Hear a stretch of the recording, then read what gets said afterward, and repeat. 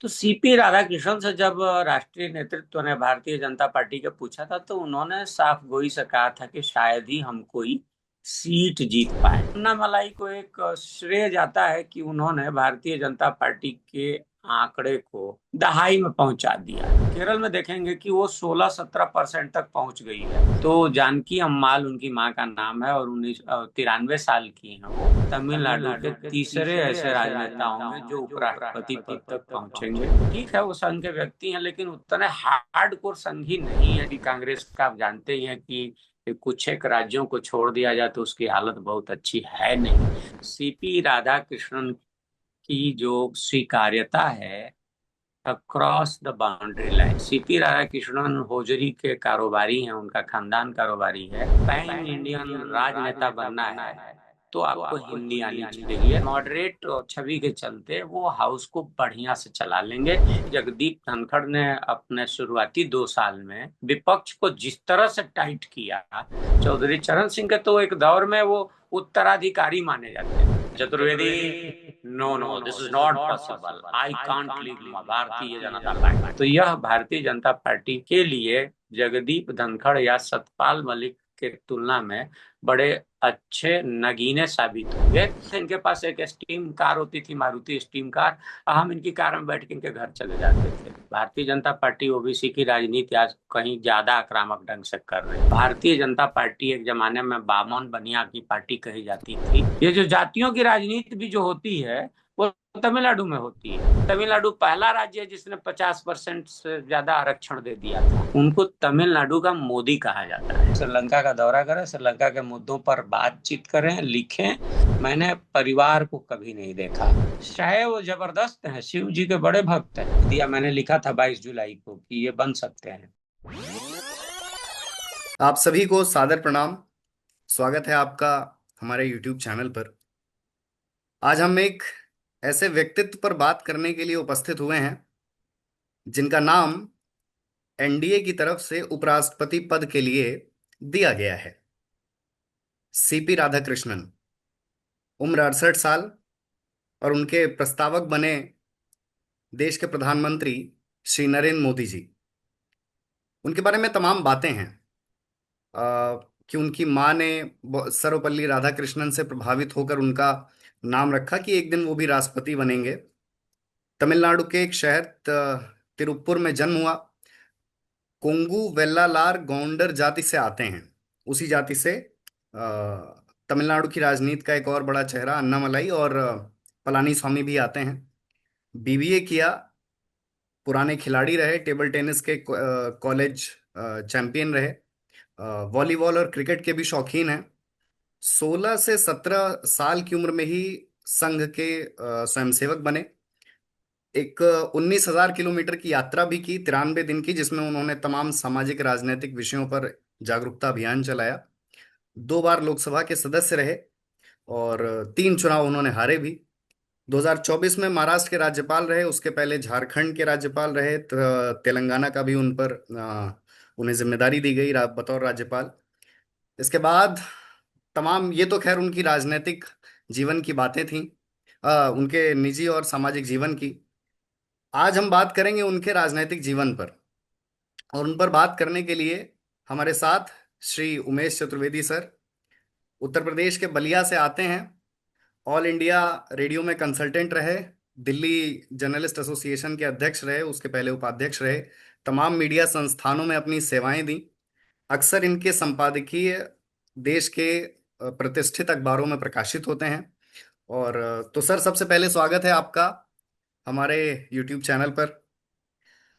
और बहुत बहुत धन्यवाद जी। एक चीज सुधार दूंगा कि एक चीज सुधार दूं मैं जी सर। कि अभी भी प्रसार भारती का कंसल्टेंट हूँ। रहे तो मतलब हो जाता है कि बीत गया।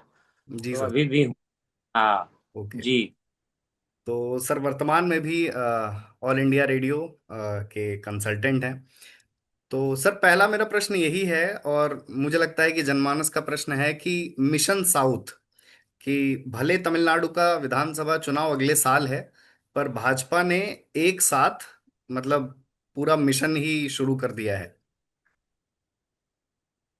आप बिल्कुल देखिए, अब दक्षिण भारत में बल्कि पूर्व आप देखेंगे कि नरेंद्र मोदी के 2014 में केंद्रीय राजनीति में उभार के बाद भारतीय जनता पार्टी, आप कह सकते हैं जिसे अंग्रेजी में हम बोलते हैं ना, pan Indian party, Akhil Bharatiya party बन चुकी है। लेकिन उसके लिए सबसे बड़ा अभी भी प्रश्न प्रदेश तमिलनाडु बना हुआ है। क्योंकि अभी आप देखेंगे कि अन्ना मलाई को अध्यक्षता दी गई थी, और युवा नेता हैं, पूर्व अधिकारी हैं। और उन्होंने दावा ठोक दिया था कि जब उनसे अमित शाह ने पूछा था कि क्या रहेगा इस बार लोकसभा चुनाव में, मैं 2024 को लोकसभा चुनाव की बात कर रहा हूँ, तो उन्होंने कहा था कि हम 10 से 11 सीटें जीत सकते हैं। लेकिन आपको जान करके या हमारे जो दर्शक हैं उनको जान करके थोड़ा ताज्जुब होगा कि सीपी राधाकृष्णन जो अभी उपराष्ट्रपति पद के उम्मीदवार हैं, और मुझे ऐसा लगता है कि बस वो एक औपचारिकता भर है, क्योंकि राष्ट्रीय जनतांत्रिक गठबंधन के पास नंबर का आंकड़ा है। तो बस चुनाव होगा तो उसके बाद वही उपराष्ट्रपति होंगे इस देश के। तो सीपी राधाकृष्णन से जब राष्ट्रीय नेतृत्व ने भारतीय जनता पार्टी के पूछा था, तो उन्होंने साफ गोई से कहा था कि शायद ही हम कोई सीट जीत पाए। और मैं आपको एक बात बताऊं कि तमिलनाडु के भारतीय जनता पार्टी और संघ से जुड़े हुए नेता, कई लोगों को मैं जानता हूं, उनसे जब आपसी बातचीत आप करेंगे तो आपसी बातचीत मैंने उसी तरह से की थी 2024 के चुनाव के आसपास। तो उनका कहना था कि भारतीय जनता पार्टी तमिलनाडु में अब तक कोमा में थी, हो सकता है कि इस बार कोमा से बाहर निकल आए, लेकिन बड़ी सफलता नहीं मिलेगी। तो आप देखिए कि जो आदमी, मतलब सीपी राधाकृष्णन की चूंकि चर्चा हो रही है, उन्हीं का संदर्भ है, तो जो व्यक्ति ये साफ गोई से कह सकता है। अब जानते हैं कि आजकल के दौर में साफ बोलना भी मतलब दुर्लभ गुण होता जा रहा है, और साफ बोलने वाले को पसंद भी नहीं किया जाता है। वो आप चाहे राजनीति हो, समाज हो, परिवार हो, या ब्यूरोक्रेसी हो, कहीं भी स्पष्टवादिता को पहले होता होगा कभी एक गुण। तो खैर उन्होंने ये बात कही। और एक चीज लेकिन और है कि अन्ना मलाई को एक श्रेय जाता है कि उन्होंने भारतीय जनता पार्टी के आंकड़े को, वोटर्स समर्थन के आंकड़े को दहाई में पहुंचा दिया। अन्यथा भारतीय जनता पार्टी को आप देखेंगे नरेंद्र मोदी के उभार के बावजूद तमिलनाडु में 2 से 3% के बीच में ही झूलती रही। हाँ, जिस दौर में सीपी राधाकृष्णन चुनाव जीते थे, तो पहली बार 1998 का चुनाव उन्होंने कोयम्बटूर लोकसभा सीट से जीता था। तो उस समय राज्य में भारतीय जनता पार्टी और एआईडीएमके, जयललिता की अगुवाई वाली एआईडीएमके का गठबंधन था। तो जाहिर है कि एक बड़ा वोट बैंक उनको उस समय आया। फिर आप जानते हैं कि 1999 में भारतीय सरकार जयललिता के द्वारा समर्थन वापस लिए जाने के बाद गिरी थी, मत परीक्षण में एक वोट से हार गई थी। तो उसके बाद जो चुनाव हुआ था 1999 में, उस चुनाव में आज जो डीएमके, नरेंद्र मोदी की सरकार की और राजनीति की हर मोर्चे पर जिस तरह से आलोचना करती है, और जो आलोचना कर रही है, वही डीएमके उस समय उसके साथ गठबंधन हुआ भारतीय जनता पार्टी का, और सीपी राधाकृष्णन जीते। तो 4 सीटें उस बार तमिलनाडु से भारतीय जनता पार्टी जीती थी। कोयम्बटूर और एक पीआर कुमार मंगलम की सीट थी, एक कन्याकुमारी की सीट थी, एक का नाम मैं भूल रहा हूँ, मतलब अभी याद नहीं कर पा रहा हूँ। तो खैर आप ये कह सकते हैं कि सीपी राधाकृष्णन का भी उसमें योगदान था। हालांकि उन दिनों वो पार्टी के सचिव थे राज्य इकाई के। तो ये है। और जो दक्षिण विजय की आपने बात की, हम मूल प्रश्न पर आते हैं। तो निश्चित तौर पर भारतीय जनता पार्टी, देखिए आप केरल में देखेंगे कि वो 16-17% तक पहुंच गई है।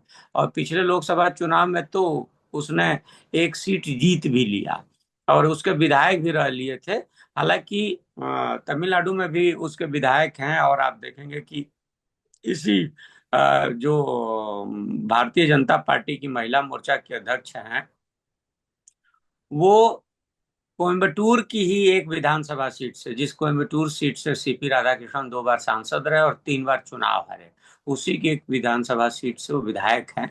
तो निश्चित तौर पर ये एक संदेश देने की कोशिश है भारतीय जनता पार्टी के नेतृत्व की, कि देखो भाई, तमिलनाडु में भले हमारा आधार नहीं है, लेकिन हम राष्ट्रीय राजनीति में और महत्वपूर्ण राजनीति में महत्वपूर्ण जगहों के लिए हम तमिलनाडु के महत्व को समझते हैं और उसको एक वाजिब हक देने की कोशिश कर रहे हैं। और यहाँ ध्यान देने की बात है कि तमिलनाडु से ये तीसरे व्यक्ति हैं। आपने अपनी शुरुआत में, अपने वक्तव्य की शुरुआत में कहा विभव की सीपी राधाकृष्णन की माता जी ने, जानकी अम्माल हैं वो, और एक बड़ी शिक्षाविद भी हुई है तमिलनाडु की जानकी अम्माल। एनसीईआरटी है दिल्ली का मुख्यालय में जानकी अम्माल खंड है उन्हीं के नाम पर। तो जानकी अम्माल उनकी माँ का नाम है और 93 साल की हैं वो। तो उन्होंने, उनका एक इंटरव्यू आया था जिस दिन एनडीए ने उनको मतलब सीपी राधाकृष्णन को अपना कैंडिडेट बनाया था। तो एक इंटरव्यू आया था उनकी माँ का, जानकी अम्माल का, जिसमें उन्होंने कहा था कि उन्होंने राधाकृष्णन को देख करके अपने बेटे का नाम राधाकृष्णन रखा। तो सीपी राधाकृष्णन चुनाव जीतने के बाद तमिलनाडु के तीसरे ऐसे राजनेता होंगे जो उपराष्ट्रपति पद तक पहुंचेंगे। पहले डॉक्टर एस राधाकृष्णन, दूसरे आर वेंकट रमन, और तीसरे ये। हाँ विभव जी।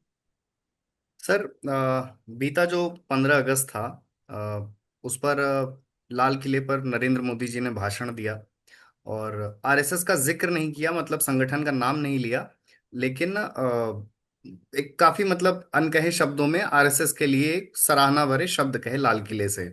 तो क्या सर, ये जो सीपी राधाकृष्णन को उपराष्ट्रपति पद का उम्मीदवार घोषित करने के पीछे संघ को भी प्रसन्न करने के, संघ को खुश करने के भी प्रयास के तौर पर देखा जा सकता है?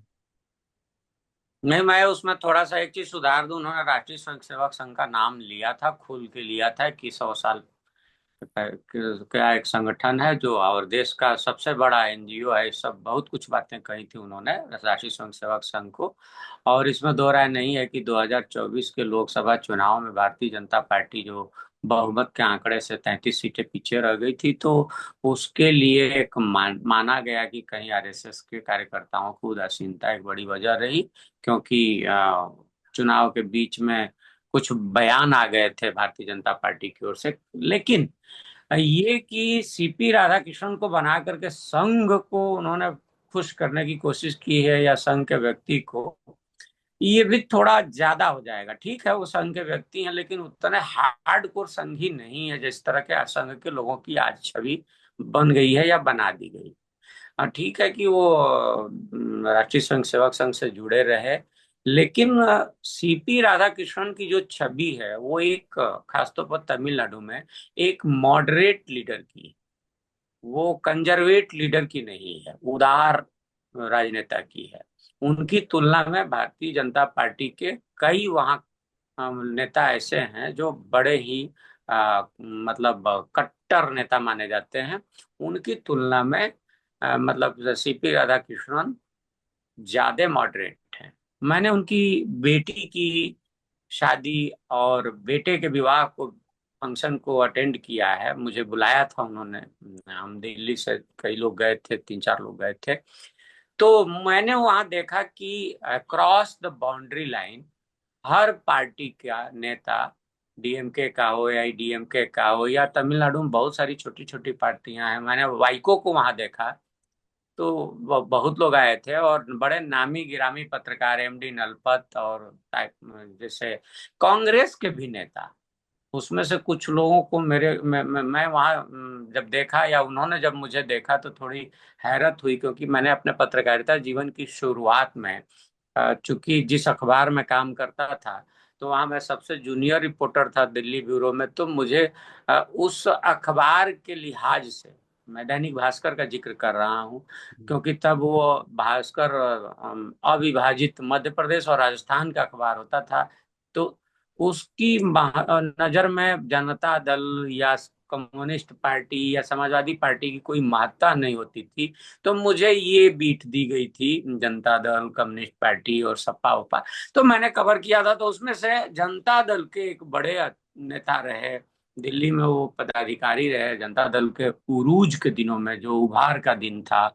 वो सज्जन भी वहां अब तो कांग्रेस में शामिल है। और चूंकि कांग्रेस का आप जानते ही हैं कि कुछ एक राज्यों को छोड़ दिया जाए तो उसकी हालत बहुत अच्छी है नहीं।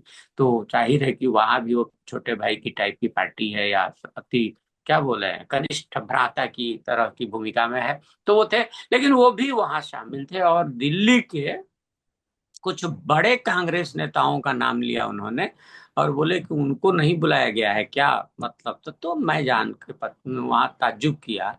ये शायद 2014 की बात है, हाँ 14 की बात, 13 की बात है।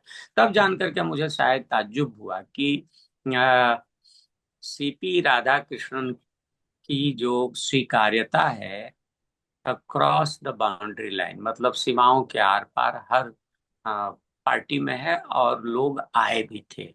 सीपी राधाकृष्णन होजरी के कारोबारी हैं, उनका खानदान कारोबारी है। और उनका व्यापार एक जमाने में बहुत तेजी से चलता था। तो इसलिए उनके पास पैसे भी हैं। वो मतलब ठीक है कि बड़े, उस इलाके में इनका बड़ा नाम है। तो उस मतलब लाखों की भीड़ जुटी थी उनके यहाँ। और उसमें तमाम पार्टियों के नेता और तमाम अखबारों, टीवी चैनलों के पत्रकार भी थे। तो ये उनकी छवि है कि थोड़े वो मॉडरेट है, वो कंजर्वेट नहीं है, कट्टर नहीं है। तो मुझे लगता है कि एक ये भी कारण रहा कि वो भारतीय जनता पार्टी और एनडीए के कैंडिडेट बनाए गए। विभव। सर दो नाम लेता हूं मैं। एक सत्यपाल मलिक, दिवंगत हो गए हाल ही में। दूसरे जगदीप धनखड़। दोनों ही सर तमाम मुद्दों को लेकर, और अगर थोड़ा और इस स्पेसिफिक तौर पर बात की जाए तो सोशलिस्ट इश्यूज को लेकर काफी मुखर थे। और वहीं सीपी राधाकृष्णन की बात की जाए तो अभी तक आपने जो इनके व्यक्तित्व का ब्यौरा दिया है कि काफी मॉडरेट रहे, और मतलब एक तरह से हर राजनीतिक दलों में इनकी स्वीकार्यता रही, और हर वर्ग में ऐसा माना जा सकता है। तो काफी विनम्र और लो की प्रोफाइल नेता, ऐसा अभी तक लगता है। तो क्या सर मतलब इस, क्योंकि संगठन ने, भाजपा ने अब तक जिस तरह के लोगों को मुख्यमंत्री का चेहरा बनाया है, और अब जिनको उपराष्ट्रपति पद का उम्मीदवार बनाया है, ये बहुत विनम्र और बहुत जैसे एक डमी कैरेक्टर जिनको कहा जाता है, कि जो ऊपर से आदेश आए उसी का पालन करें। तो क्या इनके साथ भी ऐसी कोई बात होगी, या फिर ये डिसीजन मेकिंग में इनका क्रूशियल रोल होने वाला है? देखिए ये ना, कहना मेरे लिए बड़ा मुश्किल है कि क्या वो सचमुच वो मतलब रबर स्टाम्प होंगे। हालांकि उपराष्ट्रपति की भूमिका बहुत ज्यादा होती नहीं है। उपराष्ट्रपति प्रोटोकॉल के हिसाब से भारत का नंबर 2 व्यक्ति जरूर है, भारत का दूसरे नंबर का नागरिक जरूर है। उसके पास एक बड़ा दायित्व तो ये है कि वो राज्यसभा का, चूंकि पदेन सभापति होता है, और वो हाउस ऑफ एक लॉर्ड्स की तरह से अपर हाउस है भारत का, उसको संचालन की उसकी जिम्मेदारी होती है। रेट उनकी छवि है या उनका रवैया है, यह हाउस को चलाने में कारगर होगा। हालांकि उन्होंने एक दौर में मुझसे कहा था कि अगर आपको पैन इंडियन राजनेता बनना है तो आपको हिंदी आनी चाहिए, और हिंदी सिर्फ समझना नहीं, बोलनी भी आनी चाहिए। तो मुझसे कई बार बोलते थे। हालांकि पिछले मतलब 1 1.5 साल से उस तरह से मेरी उनकी मुलाकात नहीं है। आखिरी मुलाकात शायद हमारी उनकी 2024 के अप्रैल मई की है, उसके बाद नहीं हुई है।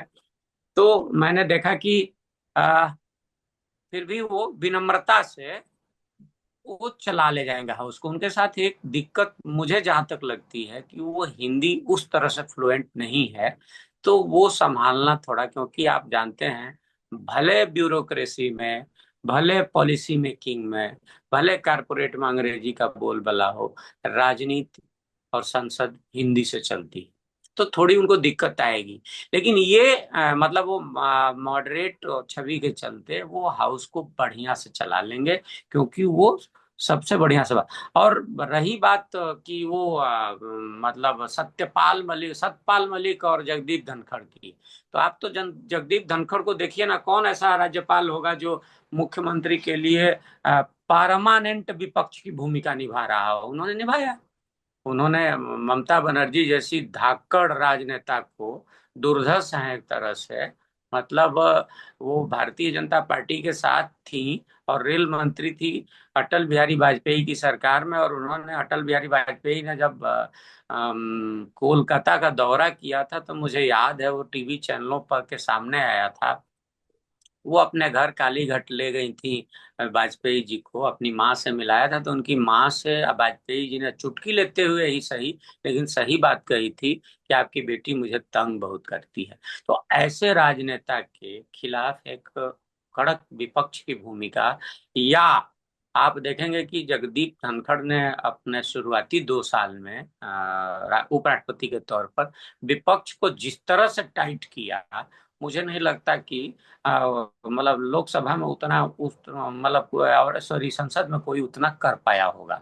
और लेकिन ये है कि पिछले कुछ दिनों से उनका रवैया बदला था, तो इसलिए अभी उनको संदेह का लाभ दे सकते हैं। वो क्या कर रहे थे वो तो बात की बात है। हाँ, सतपाल मलिक ने लगातार मतलब लेकिन सतपाल मलिक ने पद पर रहने वक्त एक ही बात गलती की थी कि वो किसान आंदोलन को लेकर के मतलब बात की थी और उसका समर्थन कर दिया था। क्या है कि जब आप किसी पद पर होते हैं तो उस पद की कुछ नैतिक बाध्यताएं और नैतिक बाउंड्री होती है। तो उस बाउंड्री को, हालांकि देखिए कि हम मीडिया वाले जो हैं या जो समाज के सो कॉल्ड प्रगतिशील तबका है, वो चाहता है कि आप सो कॉल्ड जो अपना वैल्यू सिस्टम है, उस वैल्यू सिस्टम के द्वारा जो स्थापित चीजें हैं उसको लेकर के अपनी राय रखें। लेकिन पद की एक मर्यादा होती है और उन्होंने पद की मर्यादा, मैं सतपाल मलिक की बात कर रहा हूँ, पद की मर्यादा से इतर जाकर के बात किया। और बाद के दिनों में उनकी जो भाषा रही वो मतलब ठीक है कि कुछ नरेंद्र मोदी विरोधियों को पसंद आती होगी। मुझे लगता था कि वो कुछ ज्यादा ही पर्सनलाइज टाइप की बात करते हैं। तो निश्चित तौर पर चाहे जगदीप धनखड़ हो, आप जानते हैं जगदीप धनखड़ ने अपने राजनीतिक करियर की शुरुआत सोशलिस्ट धारा से की थी, और उनको चंद्रशेखर ने अपने मंत्रिमंडल में जगह दी थी। चंद्रशेखर के वो आए थे देवीलाल खेमे में, देवीलाल चूंकि वो जाट थे, देवीलाल जाट के बड़े कम्युनिटी के बड़े लीडर थे, तो वो वहां से आए थे। फिर बाद में कांग्रेस में गए क्योंकि जनता दल का पराभव हो गया, जनता पार्टी रही नहीं, समाजवादी जनता पार्टी खत्म हो गई जिसके नेता चंद्रशेखर थे। तो कांग्रेस में गया, कांग्रेस में अशोक गहलोत ने उनको चलने नहीं दिया, तो फिर वो भारतीय जनता पार्टी की ओर रुख किए। और सतपाल मलिक का तो पूरा जीवन ही छात्र जीवन में ही समाजवादी युवजन सभा से चौधरी चरण सिंह के तो एक दौर में वो उत्तराधिकारी माने जाते थे। वो तो तब अलग हुए जब अजीत सिंह को चौधरी चरण सिंह ने अपने बेटे अजीत सिंह को अमेरिका से बुला करके एक तरह से अपनी राजनीतिक विरासत सौंपनी शुरू की, और वहां से थोड़ा मतभेद हुआ। तो पहले तो उनको पार्टी से निकाला था, जिसको दलित मजदूर किसान पार्टी कहा जाता था, पहले जो लोकदल था। तो वो शुरू से समाजवादी थे, बाद में आए थे वो भारतीय जनता पार्टी में। उनकी तुलना में सीपी राधाकृष्णन भारतीय जनता पार्टी और राष्ट्रीय स्वयंसेवक संघ के कहीं ज्यादा अपने हैं। और इसकी एक जानकारी आपको बता दूं कि एक दौर में वो तमिलनाडु की राजनीति में भारतीय जनता पार्टी का नेता होते हुए भी वो एआईडीएमके के जो जयललिता की पार्टी है उसके बड़े नजदीक रहे। मतलब मैं कह सकते हैं कि आप जयललिता के बड़े नजदीक थे। और एक दौर में जयललिता की ओर से उनको खुला ऑफर आया था। शायद मुझे लगता है कि ये 2016 के या 11 एक 2011 के विधानसभा चुनाव में तो बाकायदा टिकट की भी बात होती थी। अच्छा, उस दौर में उन्होंने मुझे तो उन्होंने नहीं बताया था, लेकिन मैंने कहीं से जब खबर पढ़ी थी, सुनी थी, या पत्रकार से किसी तमिल पत्रकार से मुझे जब पता चला था, तो मैंने उनसे पूछा था, तो उन्होंने कहा था कि मिस्टर चतुर्वेदी, मुझे ऐसे ही बोलते हैं Chaturvedi, no no this is not possible, I can't leave Bharatiya Janata party. तो ये तो है कि जो आदमी अपने बुरे दौर में, मतलब राजनीति के हिसाब से बुरे दौर में, पार्टी नहीं छोड़ने की प्रतिज्ञा लेता है या प्रतिबद्धता दोहराता है, वह तो अब उसी पार्टी के जरिए सर्वोच्च शिखर पर है, कैसे पार्टी की अवहेलना करेगा। और भारतीय जनता पार्टी में अगर आप लंबे समय तक काम किए हैं, संघ के कार्यकर्ता हैं, तो निश्चित तौर पर आप जानते हैं कि वहाँ एक अनुशासन का पाठ जो आप कहें कि प्रत्यक्ष ही नहीं, परोक्ष ढंग से जो पढ़ाया जाता है, और वो इतना रच बस जाता है कि आपको बहुत कम अपवाद स्वरूप कुछ लोग मिलेंगे कि अनुशासन तोड़ते हैं, अन्यथा अनुशासन नहीं तोड़ते हैं।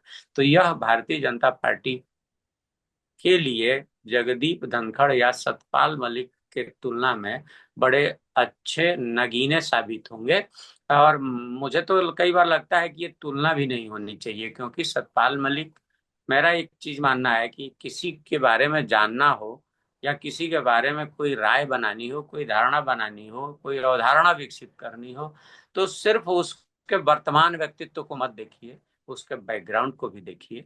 तो मुझे लगता है कि इसलिए सीपी राधाकृष्णन की सतपाल मलिक या जगदीप धनखड़ से तुलना कम से कम उन संदर्भों में नहीं हो सकती है जिन संदर्भों में आज किया जा रहा है। हालांकि हम मीडिया वाले हैं, आप भी हैं, मैं भी हूँ, लंबे समय तक मैं निजी मीडिया में रहा हूँ, टेलीविजन में भी काम किया है, अखबारों में भी काम किया है। अखबारों में तो ना कहिए, अखबार में ही काम किया है। तो मैंने देखा है कि हम भी खबर की तलाश में, स्कूप की तलाश में, या जो हमारा रिपोर्टर खबर लाता है तो उस खबर में भी स्कूप बनाने की कोशिश है, जो प्रोड्यूसर है, जो सब एडिटर है, जो न्यूज एडिटर करते रहे हैं। तो वो तो एक वजह हो सकती है कि चलिए एक सवाल बनता है। लेकिन मैं इसलिए नहीं कि मैं उनके साथ जुड़ा रहा हूं या वो हम हमारे शुभ चिंतक एक दौर में रहे हैं, मैं ये गारंटी दे सकता हूं कि उनसे इनकी तुलना हो ही नहीं सकती, मतलब सीपी राधाकृष्णन की, और उनकी तरह का व्यवहार ये कर नहीं सकते, इस बात का जहां तक मैं समझा हूं, क्योंकि मैं 1999 से उनको देख रहा हूं। विभव जी, आप ताजुब करेंगे, मैं तो शुद्ध अभी भी अंग्रेजी बढ़िया नहीं बोल पाता हूँ, समझता भी नहीं हूँ। और आप सोचिए, ये जब सांसद होते थे लोकसभा के, और जैसे हाउस एडजर्न होता था तो नीचे से इशारे करते थे, और दैनिक भास्कर में मैं काम करता था, 9 नंबर उसकी अस्थाई सीट होती थी लोकसभा की गैलरी में, पहले लाइन की, यानी हम बैठे होते थे तो नीचे से इशारा करते थे, इनके पास एक स्टीम कार होती थी, मारुति स्टीम कार, हम इनकी कार में बैठ के इनके घर चले जाते थे। तो और मतलब इनके यहाँ से शाम को मुंह छुपा के भागना पड़ता था, क्योंकि मुझे मतलब कई लोग दुखी हो सकते हैं, मुझे दक्षिण भारतीय खाने में बस सिर्फ चावल, सांभर चावल ही पसंद है और कुछ नहीं पसंद है। तो इसलिए इनके साथ खाना पड़ता था, तो उठ के भागते थे। और वो ध्यान रखते थे कि कभी बाथरूम गए, या कहीं टॉयलेट टॉयलेट में है, या नहा रहे हैं, या अपने कमरे में गए हैं, तो इनके पीए को बिना बताए कि यार अब निकल रहे हैं, और भाग जाते थे हम, क्योंकि आपको खाना खाना पड़ता था। और मुझे ही नहीं, अगर मेरे मित्र भी गए तो उनके साथ भी ये होता था। तो इसलिए मैं इतना तो जानता हूँ। और उनकी तुलना नहीं की जा सकती, मेरा ये मानना सर, क्योंकि भारतीय सामाजिक और राजनीतिक परिदृश्य में जाति को मतलब खारिज नहीं किया जा सकता। तो इनकी जो जाति है सीपी राधाकृष्णन की, गौंडर जाति, कोंगू वेल्लालार गौंडर जाति, अगर मैं सही उसका उच्चारण कर रहा हूं है। तो। बिल्कुल, उसको और संक्षेप में काउंटर कहते हैं। काउंडर कहते हैं। तो और हम्म। उसी जाति से तमिलनाडु की राजनीति से आने वाले दो और बड़े चेहरे हैं, के अन्नामलाई और के पलानी स्वामी। और हम्म। ये दोनों ही मतलब तीनों ही नेता ओबीसी समुदाय से आते हैं। और पूरा विपक्ष अभी अगर मतलब एक दो महीने पहले का राजनीतिक परिदृश्य देखा जाए, तो उसकी जुबान पर एक ही शब्द था, ओबीसी।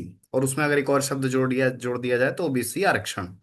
तो अब सर क्या, अब मतलब क्या ये जो फैसला है भारतीय जनता पार्टी का शीर्ष नेतृत्व का, जिसके तहत सीपी राधाकृष्णन को उपराष्ट्रपति के पद पर स्थापित करने का प्रयास किया गया, क्या ओबीसी वाली जो राजनीति है, जो विपक्ष का पूरा एक नैरेटिव था कि ओबीसी को लेकर भाजपा का बहुत उदासीन रवैया है, क्या उसको भी भाजपा ने साधने का प्रयास किया है इस कदम के जरिए? देखिए, ये तो मैं थोड़ा आपका सवाल जो है ना, उससे मैं सहमत नहीं हूँ कि भारतीय जनता पार्टी ओबीसी की राजनीति से उदासीन है। भारतीय जनता पार्टी ओबीसी की राजनीति आज कहीं ज्यादा आक्रामक ढंग से कर रही है, और शायद यही वजह है कि वो सबसे ज्यादा, ठीक है कि उत्तर प्रदेश में उसको टक्कर मिलती है, बिहार में मिलती है, लेकिन सबसे ज्यादा वो प्रभावी पार्टी हो गई है राष्ट्रीय स्तर पर।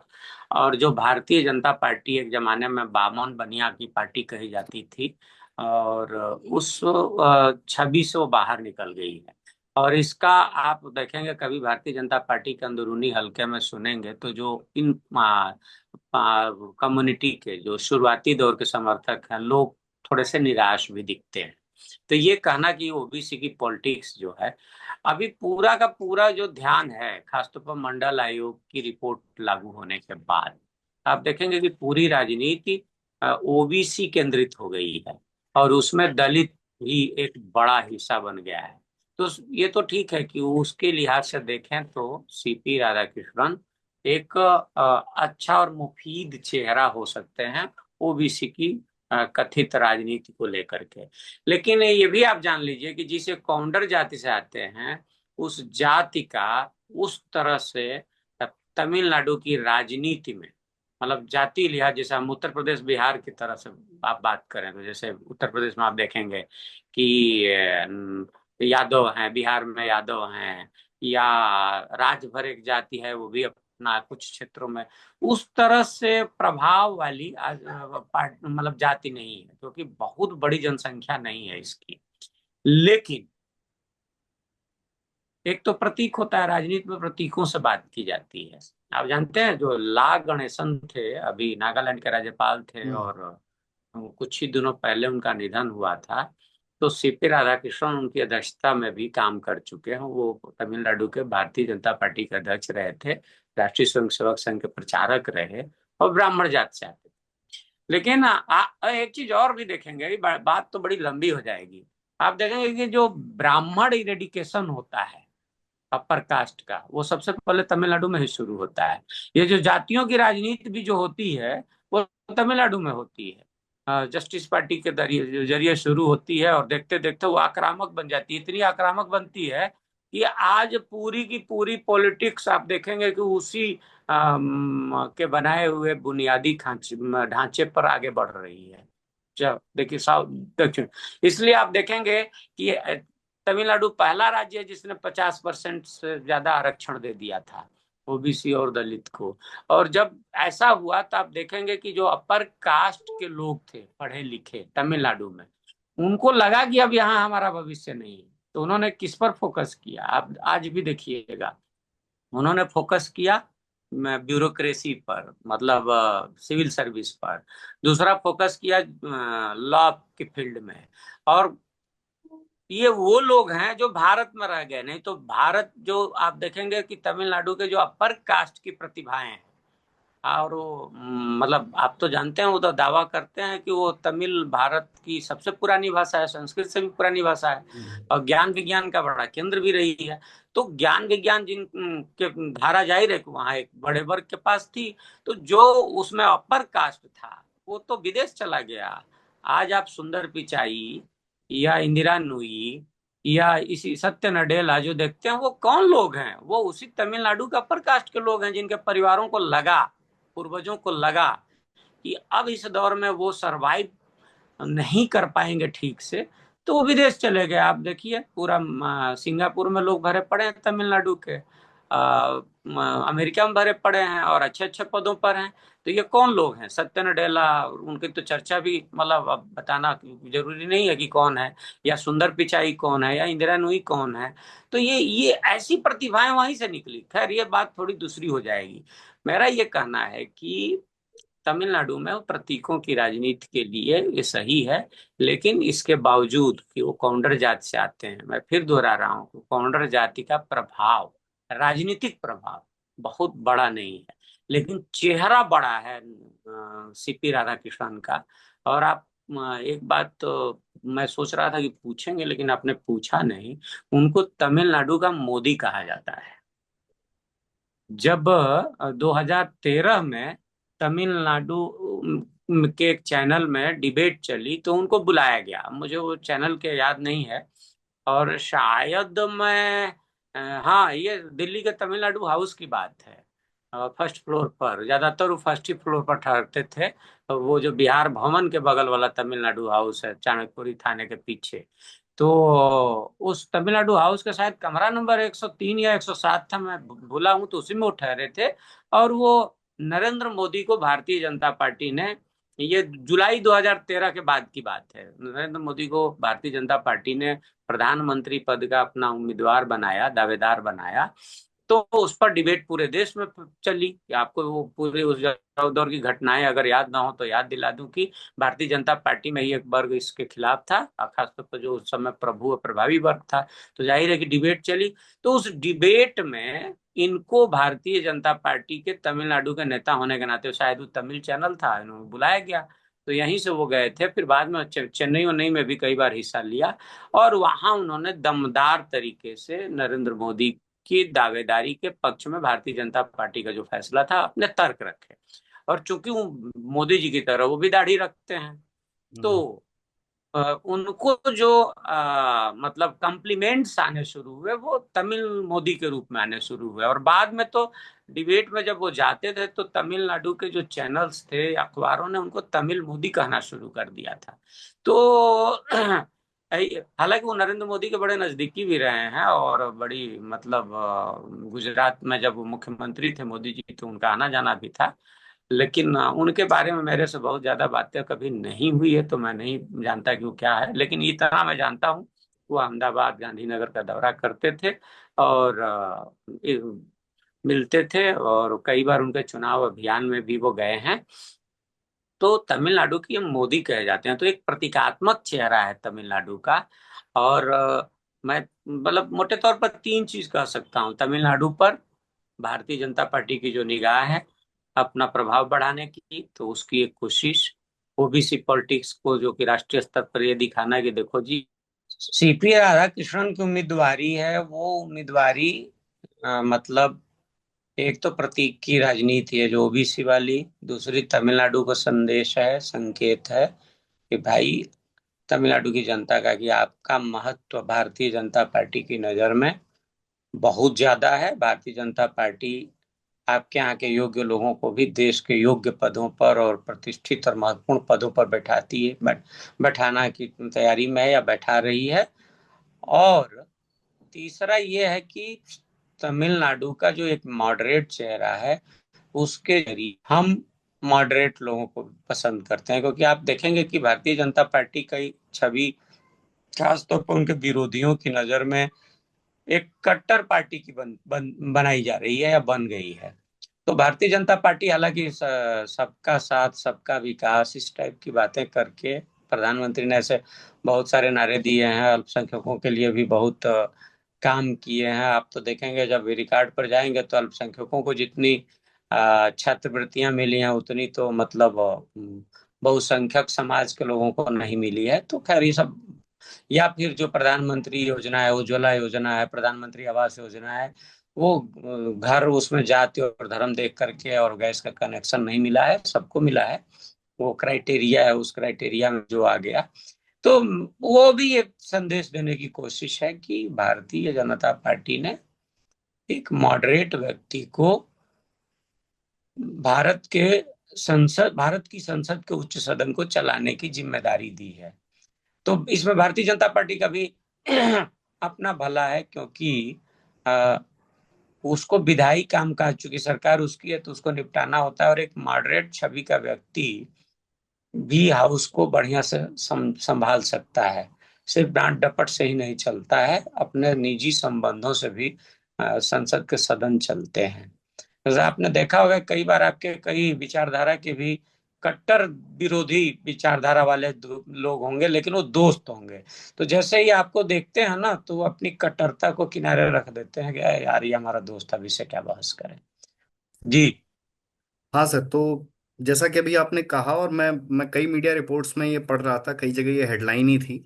एनडीटीवी की एक खबर में हेडलाइन थी कि तमिलनाडु के मोदी सीपी राधाकृष्णन। और और ये भी बात है कि 4 दशक की मतलब 4 दशकों से तमिलनाडु की और अब तो देश की राजनीति में सक्रिय हैं। और ये भी है कि प्रधानमंत्री मोदी ने इनकी उम्मीदवारी के ठीक पहले या बाद में कहा कि सेंगोल जो तमिलनाडु की संस्कृति का प्रतीक है वो लोकसभा में है, और अब तमिलनाडु से आने वाला एक चेहरा उच्च सदन को, जैसा कि आपने कहा, चलाने की उस पर जिम्मेदारी होगी।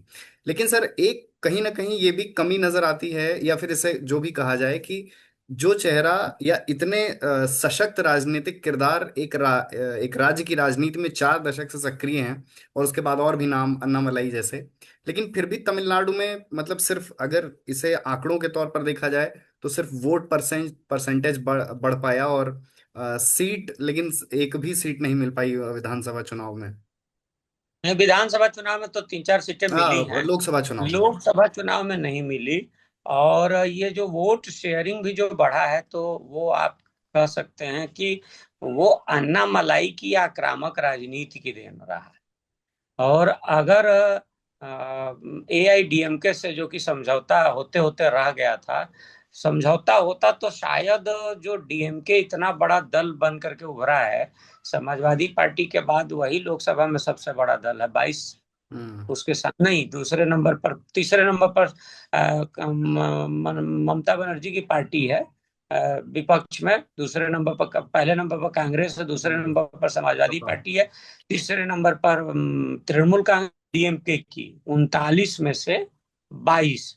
वैसे तक 39 में से 22 सीटें DMK के पास हैं। अगर AIDMK के साथ समझौता हो गया होता, जैसी लास्ट मोमेंट में टूट गया कुछ उस पर अपने अपने मतलब राजनीतिक कारणों से, तो अगर वो होता तो शायद DMK को इतनी बड़ी जीत नहीं मिलती। लेकिन इसमें सच्चाई है कि बड़े चेहरे भले हैं। इन्होंने, जैसा कि आपने परिचय में भी बताया इनके बारे में, कि 2004 से 7 तक वो तमिलनाडु बीजेपी का अध्यक्ष रहे। प्रदेश अध्यक्ष रहे। और उस दौरान उन्होंने 19,000 किलोमीटर की रथ यात्रा की। रथ यात्रा की। और उस रथ यात्रा के जरिए उन्होंने सामाजिक राजनीतिक मुद्दों को छूने की कोशिश की।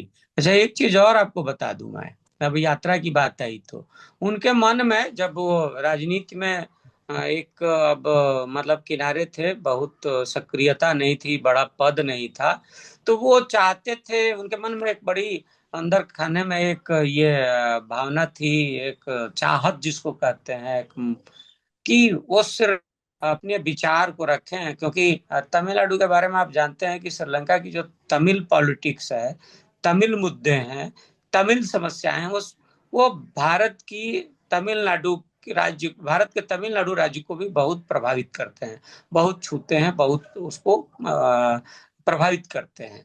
तो एक उनके मन में यह चाहत थी। और मेरे मतलब एक बार तो उन्होंने यहाँ तक कह दिया था कि चतुर्वेदी, हम लोग साथ चलेंगे, मैं अंग्रेजी में आपको लिखूंगा, आप उस पर हिंदी में लिखिएगा, क्योंकि हिंदी वालों को बताना बहुत ज्यादा जरूरी है। देखिए, ये बात बड़ा ध्यान रखने की बात है कि जो आदमी अंग्रेजी नहीं बोल पाता, सॉरी, अंग्रेजी जानता है, हिंदी नहीं बोल पाता, जो आदमी काम चलाऊ हिंदी से समझता जानता है, उस आदमी के मन में भी हिंदी को लेकर के एक अच्छी धारणा है। और तमिलनाडु के बारे में तो एक मान्यता ही है कि वहाँ हिंदी का सबसे ज्यादा विरोध होता है।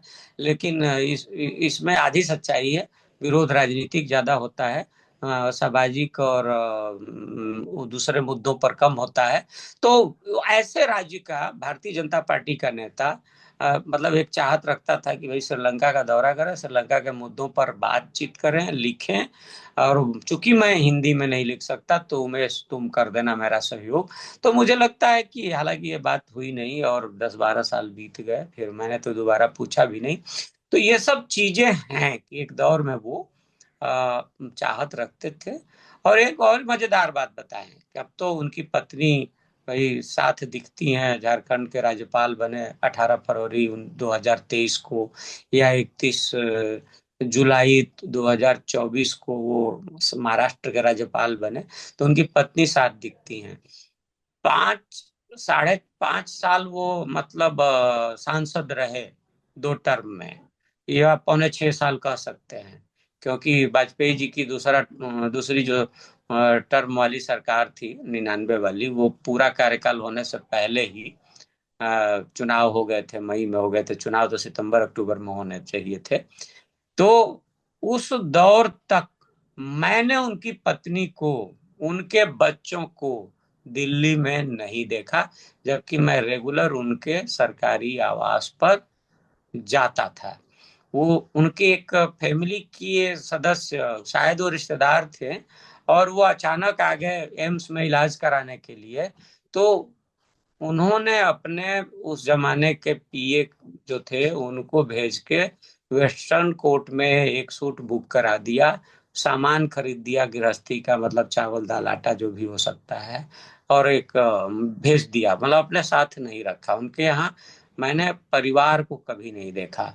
एक बार वो मजाक में उन्होंने मुझसे कहा था, जब वो 2009 में चुनाव नहीं लड़े थे, तब उन्होंने कहा था कि Chaturvedi, you know my after defeating in mind defeating after mind defeating in politics, who is very happy? तो मैंने अंदाज से बोल दिया था कि और वाइफ, तो हंसने लगे, बोले यस, क्योंकि उसको लगता है कि मैं अब पॉलिटिक्स में बिजनेस रहते हुए बिजनेस को नहीं देख पाता, तो अब बिजनेस देख पाऊंगा, अपना बिजनेस संभाल पाऊंगा। तो लेकिन अब उनकी पत्नी, अभी गर्व की बात है भाई, किसी की का पति जब देश का उपराष्ट्रपति बने तो मामूली बात नहीं है, मामूली अचीवमेंट नहीं है, ये बहुत बड़ा अचीवमेंट है। तो अब मतलब वो परिवार को राजनीति से, राजनीतिक सक्रियता से परे रखते रहे, ये मैंने देखा है। ये आमतौर पर नहीं हो पाता है। और भाई एक सांसद भी होता है तो उसका परिवार उसके साथ दिल्ली में आके रहने लगता है, एंजॉय करता है, घूमता फिरता है, लेकिन मैंने नहीं देखा। तो मुझे लगता है कि ये भी एक भारतीय जनता पार्टी, खासतौर पर संघ में इस तरह से जो शिक्षा दी जाती है, उसका प्रभाव है कि उन पर परिवार का बहुत ज्यादा असर मुझे नहीं नजर आया। ठीक है, परिवार के प्रति थे, अपनी बेटी को, इनके एक बेटा है एक बेटी है, बेटी को बहुत ज्यादा मानते हैं, और बहुत ज्यादा प्यार करते हैं, कभी कभी बोलते भी हैं। लेकिन परिवार को हमने दिल्ली में तो नहीं देखा, मैंने नहीं देखा। मैं उनके परिवार को त्रिपुर में जाकर के ही देख पाया, उनकी पत्नी से मिला है या बेटी की से मिला है, या बेटे की शादी में तो खुद, मतलब हम, आपको बताऊं ये भी बड़ा दिलचस्प है कि उनकी बेटे की शादी में हम लोग एक दिन पहले गए थे, शाम की फ्लाइट थी, और बड़ा लंबी फ्लाइट होती है, तो जब गए तो थके हुए थे, और उस दिन एक भोज था शहर से करीब 10-12 किलोमीटर दूर रिजॉर्ट में हो रहा था, कोयम्बटूर और त्रिपुर से 10-12 ज्यादा ही होगा। तो हमने रात को अपने, हमारे जो साथी थे उनके साथ खाना खा के लौटे जब, तो हमने ड्राइवर को, जो हमको एक गाड़ी ड्राइवर मिली थी, उससे कह दिया था कि भाई तुम 10 बजे आना या 9 बजे आना, उसके पहले मत आना, क्योंकि हम लोग थके हुए थे, जून का महीना था, गर्मी में एकदम थके हुए थे। तो उन्होंने क्या कहा कि अचानक सुबह सुबह जहां हम लोग ठहराए गए थे उसके रिसेप्शन से फोन आ गया 5 बजे कि आपका ड्राइवर वेट कर रहा है। तो हमको बड़ा तेज गुस्सा आया कि भाई हमने तो ड्राइवर को मना कर दिया था, वो ड्राइवर आ गया। पता चला, आप जानते हैं दक्षिण भारत के लोग उत्तर भारत के लोगों की तुलना में कहीं ज्यादा रीति रिवाज और संस्कार और धार्मिक कर्म कांडों को फॉलो करते हैं, मानते हैं, अपनाते हैं। तो उनके यहाँ शादी तमिलनाडु में, मैं नहीं जानता कर्नाटक में क्या कहा जाता है, केरल में क्या कहा जाता है, मैं इस बारे में कुछ नहीं कहूंगा, लेकिन मुझे तब सीपी राधाकृष्णन के चलते पता चला वहां मुहूर्तम कहते हैं, और मुहूर्तम ब्रह्म मुहूर्त में होता है। तो उनके बेटे की शादी हो रही थी, और वो, उनको पता चल गया था कि हम नहीं आए हैं, तो उन्होंने दूसरी गाड़ी और ड्राइवर को भेज दिया था, वो आया था और लेके, अब हमें जाना पड़ा, और जब मैं गया तो बोले कि यहाँ बगल में बैठो और शादी देखो। तो और एक चीज और है कि शैव जबरदस्त हैं, शिव जी के बड़े भक्त हैं। तमिलनाडु हाउस जो है ना, जब आप जाएंगे, देखेंगे जो अब उस रोड का नाम मैं भूल रहा हूँ, जो गुजरात भवन के ठीक सामने वाला तमिलनाडु हाउस है, बिहार भवन के बगल में, तो उसके सामने भगवान मुरुगेशन का एक मंदिर है, तमिलनाडु हाउस के। तो कहीं किसी से मिलने जाएंगे, बाहर जाएंगे, लौट के आएंगे, एक बार उस मंदिर में मत्था जरूर नवाते थे। अब तो चूंकि वो राज्यपाल हैं, पहले झारखंड के थे तो झारखंड भवन में ठहरते थे, महाराष्ट्र के तो महाराष्ट्र भवन में ठहरते हैं। तो लेकिन बहुत ज्यादा मन, जहाँ जिस कमरे में रहते हैं वहीं एक छोटा सा पूजा घर बना लेते हैं, और वहीं वो मतलब हाथ पैर जोड़ करके नहा धो के आना, फिर शाम को भी खाने के पहले पूजा करना, चाय पीने के पहले, मतलब बहुत ज्यादा। तो एक है, लेकिन सार्वजनिक रूप से कर्मकांडी वो नहीं दिखेंगे। ये एक बड़ी मतलब उनमें मैंने देखा है। शिव भक्त जी। हैं, लेकिन ऐसा कह रहे हैं आप? जी। ऐसा हाँ, आप कह रहे बहुत हैं कि शिव ज्यादा। भक्त हैं? बिल्कुल बिल्कुल, बहुत पूजा करते हैं वैसे तो। तमिलनाडु में मैंने देखा है कि संध्या तर्पण के लिए मैं एक बार आ रहा था कोयम्बटूर से ही, और बाया चेन्नई फ्लाइट थी, तो कोयम्बटूर से चेन्नई के बीच में शाम की फ्लाइट थी, गोधूली वेला होने लगी। तो मैंने देखा कि करीब 40 या 50% यात्री चेन्नई के थे, कोयम्बटूर से। वो उसमें से ज्यादातर वो लोग थे जो संध्या तर्पण वाले थे। जहाज में ही साइलेंट हो गया, आना जाना बंद हो गया, और 5-7-10 मिनट के लिए लोग मतलब भगवान का, अपने इष्ट देव का ध्यान करने में मगन हो गए थे। तो तमिलनाडु में तो ऐसा है, लेकिन सीपी राधाकृष्णन हैं और शुद्ध शाकाहारी हैं और खाने पीने में बड़ा परहेजी हैं। तो ये मैंने देखा कि कभी ये बाहर खाने वाने के लिए नहीं जाएंगे, न कहीं जाते हैं, न कहीं मतलब वो, अगर मजबूरी हुआ तो गए तो थोड़ा बहुत कुछ, लेकिन ज्यादातर वो इडली और चटनी, सांभर भी नहीं, इडली और चटनी लेंगे, खाएंगे, बस। हाँ, उनके साथ एक दौर में हमने उनके घर में, जब वो सांसद थे और आम का दिन होता था, तो शाम को आम खूब खाया है, खूब खिलाते थे। तब मैं वो जो बोल रहा था ना कि हम भाग जाते थे मुंह छुपा करके, तब नहीं भागते थे, आम खाते थे हम साथ में। हाँ, लेकिन वो चावल सांभर या इडली सांभर खाने की नौबत आती थी तो बचने की कोशिश तो करता था मैं। जी। तो सर, जैसा कि अभी वो बस ऐसा ऐसा ऐसे समीकरण है और ऐसा संख्या बल है कि उनका उपराष्ट्रपति बनना लगभग तय है। और आपने भी उनके बारे में जब लिखा तो लिखा कि भावी उपराष्ट्रपति। तो हम्म। अब सर, देश का दूसरा सर्वोच्च नागरिक बनने की के लगभग कुछ कदम दूर हैं। तो आपको क्या लगता है कि इससे ऊपर भी जाने की संभावना है सीपी राधाकृष्णन की? ये राजनीति तो संभावनाओं का ही खेल है। अभी से ही चर्चा शुरू हो गई है कि अगर हालात ऐसे कुछ बने, तो हो हम्म। सकता है कि ये 2 साल बाद, क्योंकि 2 साल बाद 2027 में राष्ट्रपति जी का कार्यकाल खत्म होगा, तो 25 जुलाई 2027 को अगली राष्ट्रपति या अगले राष्ट्रपति शपथ लेंगे। तो हो सकता है कि ये राष्ट्रपति भी बन जाए, मतलब ये संभावना तो है, बन सकते हैं।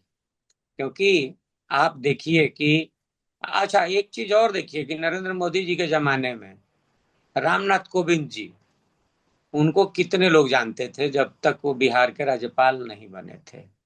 बिहार के राज्यपाल बने और 1.5 साल में उनका प्रमोशन हो गया, भारत के राष्ट्रपति बन गए। हम्म। इसी तरह से सीपी राधाकृष्णन 18 फरवरी 2023 को राज्यपाल बनते हैं। अगर मतलब महाराष्ट्र और झारखंड को मिला के आप देख लीजिए, तो जुमा जुमा 2.5 साल रहते हैं राज्यपाल, और अब उपराष्ट्रपति बन रहे हैं। तो दो, क्या बता, भगवान ने, नियति ने रच रखा, और मोदी जी के दिमाग में कहीं चल रहा हो। मोदी जी के, अमित शाह जी के तो दिमाग को पढ़ना आजकल के पत्रकारों के लिए मुश्किल है।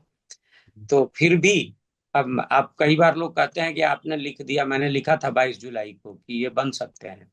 तो मैंने इसलिए लिखा था कि मैं थोड़ा पॉलिटिकली समझने की कोशिश करता हूँ कि कहाँ दांव लगता है। और हम जब पत्रकारिता की पढ़ाई कर रहे थे और बाद में हमने जो नौकरी की, तो संजोग मेरा अच्छा रहा। अब हमको बहुत बड़े बड़े तो मौके नहीं मिले, लेकिन संजोग इतना अच्छा रहा कि जो बॉस मिले वो पॉलिटिकली बड़े समझ के धनी थे, समृद्ध थे। और मैं उनका नाम मैं जरूर लेता हूँ, शरद द्विवेदी, दैनिक भास्कर के राजनीतिक संपादक थे, मतलब आज की भाषा में कहिए उस जमाने में तो ब्यूरो चीफ कहा जाता था। तो उनकी पॉलिटिकल समझ जबरदस्त थी।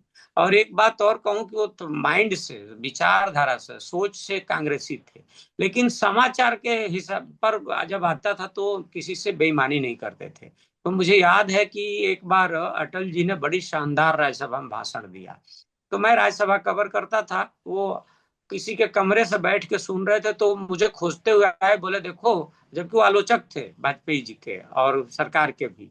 बोले देखो आज वाजपेयी ने जो भाषण दिया है वो once upon a time type का भाषण है, आज की लीड यही है और बढ़िया से लिखना, मैं आ रहा हूँ देखता हूँ। तो उस व्यक्ति ने मुझे सिखाया था राजनीति को समझने का, मतलब एक धारा दी थी, एक समझ दी थी। उस समझ के साथ मैंने ये लिखा था कि सीपी राधाकृष्णन। और मैंने जब लिखा था तो एक बहुत बड़े फोटोग्राफर है हमारा, उनसे बड़ा निजी रिश्ता है, उन्होंने बड़ी चुटकी लेते हुए और बड़ा व्यंग और तंज में लिखा था कुछ कमेंट। और एक चीज और है कि सोशल मीडिया ने क्या किया है ना, कि हमारी आपकी आंखों के पानी को मार दिया है। सोशल मीडिया के दौर में आप देखेंगे, हम जब विद्यार्थी थे तो हमारे गुरु एक लोग बोला हमसे कई बार अच्छा व्यवहार नहीं करते थे, मैं अभी पीछे मुड़ के देखता हूँ तो लगता है उन्होंने मेरे साथ नहीं साथ, लेकिन हमारे मन में उनके प्रति कभी कोई अश्रद्धा नहीं हुई। फिर हम, आप देखे होंगे कि गांव में, पता नहीं आप गांव में रहे नहीं, हमने तो गांव में देखा है कि गांव में अड़ोस पड़ोस अटीदारी पटीदारी के झगड़े होते थे, और उसमें अगर बुजुर्ग आ गया, चाहे वो आपके दुश्मनी का ही हो, तो आप फिर चुप हो जाते थे, वहां से हट जाते थे। वो आगे डांट डूंट देता था कि भैया हटो यहाँ से चलो, और अपने घर के भी बच्चों को डांटता था, दोनों ओर के हमको भी डांट देता था, हम लोग हट जाते थे। तो अब सोशल मीडिया ने ये जो एक मानवीय हम लोगों की एक ये रही है, सोच रही है, हमारा गुण रहा है, उसको बदल दिया। तो सोशल मीडिया पे उन्होंने लिख दिया था कुछ उल्टा सीधा टाइप से। लेकिन वो जिस दिन मिलेंगे, मैं उनको तो जवाब नहीं दिया, अभी मिले नहीं है, दिल्ली में ही रहते हैं, तो पूछूंगा कि अब आपका क्या कहना है। जबकि उनकी भी पॉलिटिकल समझ, राजनीतिक समझ अच्छी है, भले वो फोटोग्राफर है, लेकिन होता क्या है ना विभव जी, कि राजनीति के गहरे विश्लेषण के लिए आपको अपने आंखों पर जो आपकी विचारधारा है उसकी पट्टी हटानी होती है। आज की पत्रकारिता उस पट्टी को हटा नहीं रही है, इसीलिए आप देखेंगे कि अक्सर वो मात खाती है। और राजनीति या राजनेता पत्रकारों का चेहरा देख के कदम नहीं उठाता है, वो अपने राजनीतिक फायदे, अपने दल के राजनीतिक फायदे के हिसाब से कदम उठाता है। उसके लिए अ, जो हो सकता है कि कल तक जो दुश्मन हो, अगर उस दुश्मन को लाने से उसको राजनीतिक फायदा होता है, उसके दल को चरम मिलता है, क्लास पर पहुंचने का अवसर मिल सकता है, तो उसको उसको लाने में देर नहीं होती है। विचारधारा वगैरह ये सब बात की बात है। मुझे लगता है कि आप तभी समझ पाएंगे कोई भी पत्रकार जब अपने आंख से उस विचारधारा वाली की पट्टी को हटा दे। क्योंकि जब विचारधारा की पट्टी होती है ना, तो हम अपना अपनी विचारधारा के हिसाब से ही सोचते हैं। तो मैंने इस हिसाब से लिखा था कि क्योंकि तमिलनाडु भारतीय जनता पार्टी के लिए अब भी प्रश्न प्रदेश बना हुआ है, और सबसे बड़ा प्रश्न प्रदेश है। आप देखिए, आंध्र प्रदेश में भी उसने दस्तक दे दी, तेलंगाना में तो पता नहीं क्या गड़बड़ी हुई, तो नहीं तो नंबर 2 पार्टी तो बनती, ऐसी संभावना बन चुकी थी। केरल में वो, आप देखिए, लोकसभा की सीट ले ली और 16 से 18% तक पहुंच गई, जो कि उसकी राजनीतिक वैचारिकी के लिहाज से मुफीद नहीं है। तमिलनाडु उसके विचारिकी के लिहाज से मुफीद भी है, ओबीसी का बड़ा वोट बैंक है और धर्म कर्म की भी बात वहां ज्यादा है भाई। मैंने आपको बोला ना कि लोग संध्या तर्पण में भरोसा करते हैं, डूब जाते हैं, इसके बावजूद वो नहीं बढ़ पा रही है, तो जाहिर है कि वो तो कुछ तो करेगी, उसका राजनीतिक नेतृत्व तो करेगा। और एक चीज हमें यह नहीं भूलना चाहिए कि अब अटल आडवाणी जी वाली भाजपा नहीं है, जो मतलब एक कई मामलों में ढर्रे की फैसले लेती थी कि अच्छा ठीक है ये करना ज्यादा, मतलब लोग क्या सोचेंगे। मोदी शाह की जोड़ी इस तरह से नहीं सोचती है, वो अचानक से फैसले लेती है, चौंकाती है और अपने राजनीतिक हित का ध्यान रखती है। तो मुझे लगता है कि इस लिहाज से सीपी राधाकृष्णन की जो उम्मीदवारी है उसको देखा जाना चाहिए, परखा जाना चाहिए। मेरे अंतिम दो सवाल हैं सर। जैसे आपने अभी विचारधारा की बात की और बताया कि कैसे मतलब विचारधारा का चश्मा आप हटाएंगे तभी आपको किसी भी सियासी फैसले का आधार समझ आएगा, उसकी पृष्ठभूमि समझ आएगी। तो सर, सीपी राधाकृष्णन की तो आपकी बातों से हमें काफी हद तक समझ आती है कि भाजपा ने किस मानसिकता के साथ या किस मंशा के साथ उनको उम्मीदवार घोषित किया। अब सर एक और नाम है, विपक्ष के जो उम्मीदवार हैं राष्ट्रपति पद के, B Sudarshan Reddy. Supreme court के पूर्व न्यायाधीश रहे। तो सर उनको मतलब ये इंडिया अलायंस ने उनको किस विचारधारा के साथ, उनको किस सोच के साथ आगे किया है?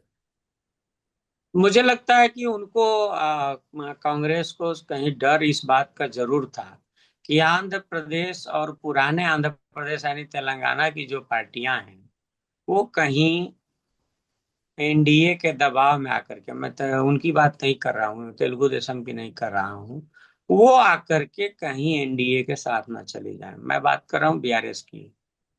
और जो भारत तेलंगाना राष्ट्र समिति की जो भारत राष्ट्र समिति हो भारत गया में। ना अब उनका, तो उनकी बात कर रहा हूँ। और वाईएसआर कांग्रेस की बात कर रहा हूँ।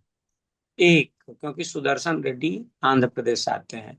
दूसरा, विपक्ष का एक दांव ये भी था कि कहीं आंध्र प्रदेश से हम देंगे, क्या नाम है, कैंडिडेट देंगे, तो शायद मतलब तेलुगु देशम में क्रॉस होने की संभावना बन सकती है। क्योंकि आप जानते हैं कि उपराष्ट्रपति चुनाव के लिए व्हिप जारी नहीं होता, वो खुला मतदान होता है। कोई भी किसी को वोट दे सकता है, बाद में भले उसकी पार्टी जो उसके साथ फैसला करे। तो ये एक चांस लेने की कोशिश यूपीए ने की है कि, लेकिन मुझे नहीं लगता कि ये चांस उनका सफल होने जा रहा है, क्योंकि वाईएसआर कांग्रेस जो है, जिसके नेता हैं जगन मोहन रेड्डी, उन्होंने तो बाकायदा घोषणा ही कर दी है कि वो एनडीए के कैंडिडेट को वोट डालेंगे। दूसरा, चंद्रबाबू नायडू, आप जानते हैं जब हम लोग बात कर रहे हैं उसके ठीक एक दिन पहले सीपी राधाकृष्णन से मुलाकात कर चुके हैं। तो ये दांव नहीं हो पाएगा। तो अब विपक्ष ने वही दांव चलने की कोशिश की थी। दूसरा, विपक्ष जैसे आप देखेंगे, ये अब प्रचारित भी हो गया कि सलवा जुडूम जो छत्तीसगढ़ में चल रहा था महेंद्र कर्मा की अगुवाई में, उसके खिलाफ जो सोशल ऑर्गेनाइजेशंस ने और कुछ और संस्थानों ने रिट डाली थी सुप्रीम कोर्ट में, तो उसको एक्सपंज करना, उसको रोक लगाने का फैसला सुदर्शन रेड्डी जी ने ही दिया था। तो शायद उनको लगता था कि ये जो प्रो पीपुल इसको कहा जा रहा है आज के दौर में, जनवादी विचारधारा, उसके होने के चलते जो एनडीए में शामिल घटक हैं, जो वैसे तो भारतीय जनता पार्टी के विचारधारा के उस तरह से मतलब नजदीक नहीं है, जैसे शिवसेना हो सकती है, हालांकि शिवसेना भी पीछे छोड़ गई थी साथ, तो वो दल शायद छिटक सकते हैं उनके लोग। और आप देखना कि अभी हम लोग जिस समय ये चर्चा कर रहे हैं, तो सोशल सोशल मीडिया पर जो यूपीए के समर्थक हैं या यूपीए की ओर से एक अंतरात्मा की आवाज की बात हो रही है, की जा रही है। और ये अंतरात्मा की आवाज पर वोट डालने की अपील पहली बार विश्वनाथ प्रताप सिंह ने की थी 1990 में, जब भारतीय जनता पार्टी ने उनकी सरकार से समर्थन वापस ले लिया था। तो वो जब लोकसभा में विश्वास मत में गए थे, तो उन्होंने ये कहा था कि अंतरात्मा की आवाज पर वोट दीजिए। और हालांकि अंतरात्मा की आवाज कहिए, वो तो खैर हार ही गए और उनकी पार्टी ही टूट गई कुछ ही दिनों बाद। मतलब चंद्रशेखर उनके 140 जनता दल के सदस्यों में से 54 को लेकर के अलग हुए, और कांग्रेस के 195 सदस्यों के साथ मिल करके और कुछ इधर उधर से उन्होंने सरकार बना दी। तो मेरा ये कहना है कि अंतरात्मा की आवाज आवाज जो है ना, राजनीति में जिस दलीय व्यवस्था की जकड़न में राजनीति है बहुत चलती नहीं है, फिर भी राजनीतिक दल ऐसी कोशिश करते हैं। और मुझे लगता है कि सुदर्शन रेड्डी की उम्मीदवारी के पीछे यूपीए का सबसे बड़ा यही दांव है, अंतरात्मा की आवाज। और जो फैंस पर कुछ एनडीए के समर्थक दल हैं, उनमें सेंध लगाने की कोशिश, आंध्र के दलों को एकजुट करने की कोशिश। हालांकि आंध्र के दल तो एकजुट है ही नहीं, आप देख रहे हैं बीआरएस की ओर से अभी कोई खुल के बात नहीं हुई है, लेकिन वाईएसआर ने तो कह दिया कि वो एनडीए को वोट देंगे। और चंद्रबाबू नायडू 2024 की सरकार की तरह ही उपराष्ट्रपति चुनाव में एनडीए के साथ हैं। तो और मुझे लगता है कि सुदर्शन रेड्डी की उम्मीदवारी में विपक्ष की भरपूर कोशिश यही होगी कि अधिक से अधिक वोट हासिल कर पाए, क्योंकि आपको याद होगा कि जगदीप धनखड़ के खिलाफ जो कांग्रेस की कैंडिडेट थी मार्गरेट अल्वा, हम्म। बड़ा नाम है, लेकिन वो सिर्फ 180 वोट पाई थी। तो इस बार उसकी तुलना में कुछ ज्यादा वोट मिल जाएगा विपक्ष को। सुदर्शन रेड्डी, राहुल गांधी, अखिलेश यादव और उनके सहयोगियों को इसी पर वो करना पड़ेगा, संतोष करना पड़ेगा। उन वो अपनी जीत तभी मानेंगे जब जो एनडीए का 422 वोट है उसमें एकाध वोट खींच ले, यही उनकी जीत होगी। बाकी तो सीपी राधाकृष्णन की जीत की औपचारिकता ही बनी है। जी। सर जाते जाते, हालांकि आपने बहुत कुछ बता दिया है सीपी राधाकृष्णन के बारे में, मुझे नहीं लगता कि पब्लिक डोमेन में उनके बारे में इतनी जानकारी मौजूद है कहीं पर। तो मैं फिर भी चाहूंगा सर कि एक उनकी कोई ऐसी सामाजिक या राजनीतिक अच्छाई जो कम ही लोगों को पता हो, अदर देन कि वो हिंदी बोलना चाहते हैं, हिंदी भाषी लोगों से भी जुड़ना चाहते हैं, पर वो उनका लिमिटेशन है। और उनकी कोई एक ऐसी खामी जो मतलब वो भी पब्लिक डोमेन में ना हो, आपको पता हो, और उसके बल पर उनके लिए मतलब क्या ऐसा सुधार है जो उनको बतौर एक राजनेता करना चाहिए। अब देखिए, जो खामी है ना, अब उसका कोई मायने नहीं रह जाता है, क्योंकि अब तो उपराष्ट्रपति हैं। और खामी उनकी मेरे हिसाब से वही है कि हिंदी वो ठीक नहीं जानते हैं।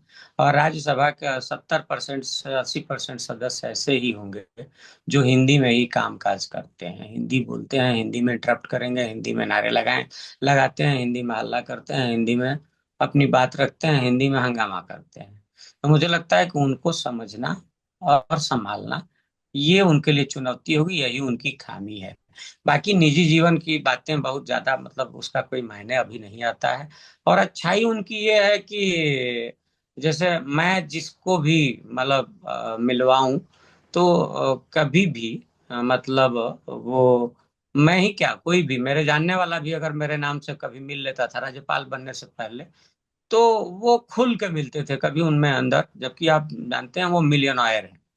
हम्म। है ना, उनके बेटे बेटे की शादी हुई है जिस घर में, वो लड़की भी अपने माता पिता की इकलौती है, और वो हजार मतलब बहुत बड़े कारोबारी घराने में शादी हुई है, दक्षिण भारत का बड़ा कारोबारी घराना है। बेटी भी बड़े घराने में शादी हुई है, ये खुद भी ठीक ठाक व्यवसायी हैं, और इनकी पत्नी भी अपने माता पिता की इकलौती है, और वो भी बड़ा कारोबारी घराना है। मतलब हम लोगों के तो हिसाब से तो बहुत ही बड़ा है। जीवन में आप देखेंगे कि कोई गाँव श्रृंगार नहीं, आप देखे होंगे वो उपराष्ट्रपति का जब पर्चा दाखिला करने गए थे, तो वो ये जो खादी भंडार के, आप बिल्कुल सादा जीवन जीते हैं, और वो सादगी उनकी बनी रहेगी। और एक चीज और देखेंगे कि मुझे लगता है, मैंने जितना देखा है, कि वेंकैया नायडू के बाद ये दूसरे उपराष्ट्रपति होंगे जो वेष्टी पहन के, लुंगी पहन करके, कुर्ते में सीट पर बैठेंगे और सीट को चलाएंगे। और मुझे लगता है कि वेंकैया नायडू जिस तरह से हाउस को चलाते थे अपने मजाकिया अंदाज में, सबको मिला जुला करके, वो परंपरा, थोड़ी भाषा अलग हो सकती है क्योंकि वो थोड़ी हिंदी भी जानते थे, तुकबंदी भी कर लेते थे कि मैं राष्ट्रपति नहीं हूँ, उषापति हूँ, मतलब उनकी पत्नी का नाम उषा है।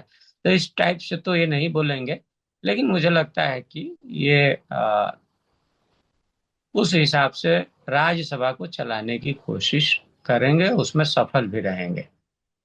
चुनौती यह है कि हामिद अंसारी ने जब उपराष्ट्रपति थे, तो आप जानते होंगे, पहले क्या होता था कि सदन की शुरुआत होती थी क्वेश्चन आवर से, प्रश्नकाल से।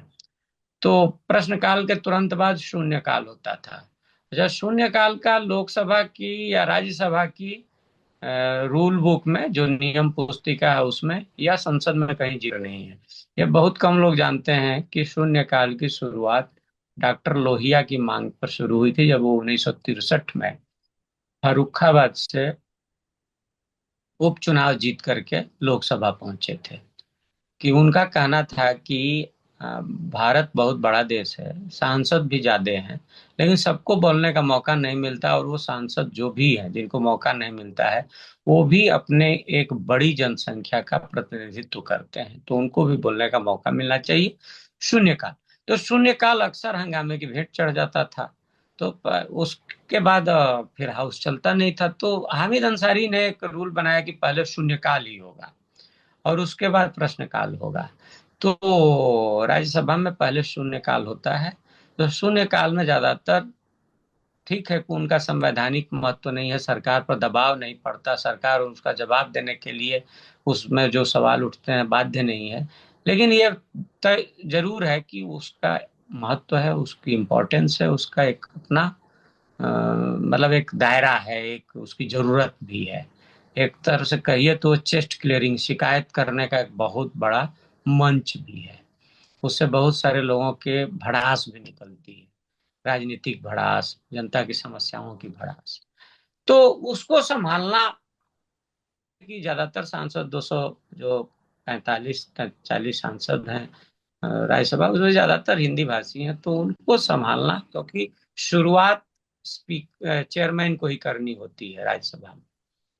बाद में हालांकि हरिवंश जी हैं और बड़े अनुभवी हो चुके हैं और बढ़िया से चला रहे हैं, तो चला लेंगे। तो मुझे लगता है कि उनकी एकमात्र खामी ये हिंदी कम जानना ही है, काम चलाऊं जानना है। बाकी खामियों का कोई मतलब नहीं है, क्योंकि उपराष्ट्रपति पद उस तरह से नहीं है। मतलब आप जानते हैं कि जब इमरजेंसी का सिचुएशन, आपातकाल का सिचुएशन होता है, राष्ट्रपति को कुछ हो गया, तो हमारा संविधान उपराष्ट्रपति के लिए व्यवस्था करता है कि वो राष्ट्रपति का चार्ज लेगा और देश का वो प्रमुख बन जाएगा।